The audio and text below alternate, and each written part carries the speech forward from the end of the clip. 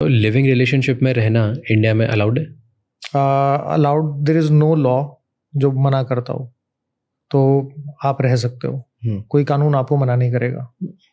18 साल से ऊपर का लड़का हो लड़की हो, कोई भी अपने पसंद के किसी बंदे के साथ रहना चाहता है, बंदी के साथ रहना चाहता है, उसको कोई नहीं रोक सकता, कोई भी नहीं रोक सकता। पर पुलिस वगैरह कोई परेशान नहीं कर सकती? करती हैं लेकिन कर नहीं सकते। They don't have any right, उनके पास ये अथॉरिटी नहीं है।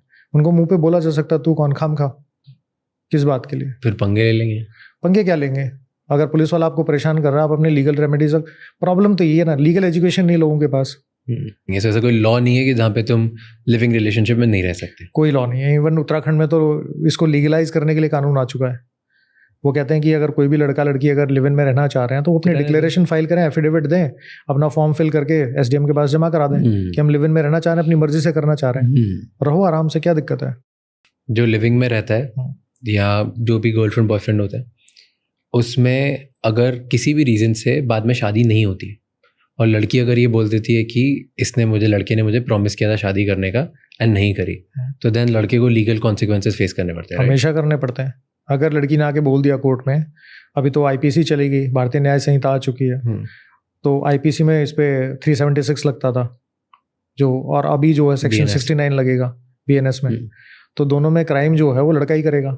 लड़की ने अगर बोल दिया कि हम दोनों के बीच में फिजिकल हुआ है और इसने मुझे झूठा प्रॉमिस किया था शादी का, तो इसका मतलब लड़के के अगेंस्ट एफआईआर होगी, पुलिस उसको अरेस्ट कर सकती है, एंटिसिपेटरी बेल लेनी पड़ेगी, केस लड़ना पड़ेगा आपको।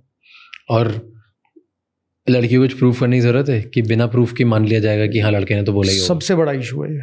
लड़की की सिर्फ स्टेटमेंट पे, मेडिकल है या नहीं, इर्रिस्पेक्टिव ऑफ दैट, वो अगर बोल देती है कि हमारा फिजिकल हुआ है और मेरा कंसेंट नहीं था, या फिर फ्रॉडुलेंट कंसेंट इसने लिया है, झूठ बोल के लिया, शादी का प्रॉमिस करके, शादी का प्रॉमिस किया, आइडेंटिटी छुपा ली किसी भी रीजन से, अगर ये बात आ गई और लड़की की सिर्फ स्टेटमेंट है और फिजिकल प्रूफ भी नहीं हुआ, लड़के ने बोला हमारा फिजिकल नहीं हुआ है and there is no medical record, उसके बाद भी लड़के के कन्विक्शन होने के चांसेस हैं।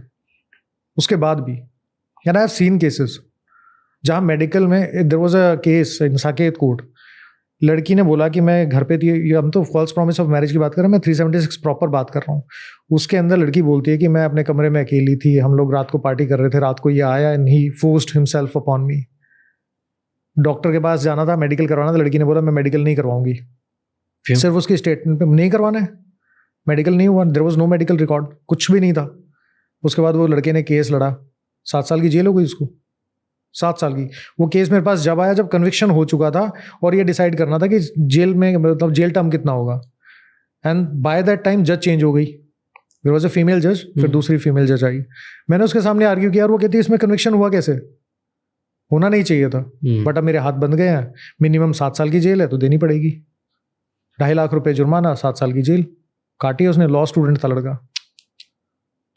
एंड अगर लड़का लड़की रिलेशन में एंड लड़की ने प्रॉमिस किया कि मैं शादी करूंगी और बाद में छोड़ के चले जाती, किसी और से शादी कर लेती है, तो लड़का कुछ कर सकता है इसके? हाँ, बियर पिएगा, घूमेगा दोस्तों के साथ, जिम जाएगा, अपनी लाइफ सुधारेगा, करियर बनाएगा, लड़की के अगेंस्ट कुछ नहीं कर सकता, कुछ नहीं कर सकता।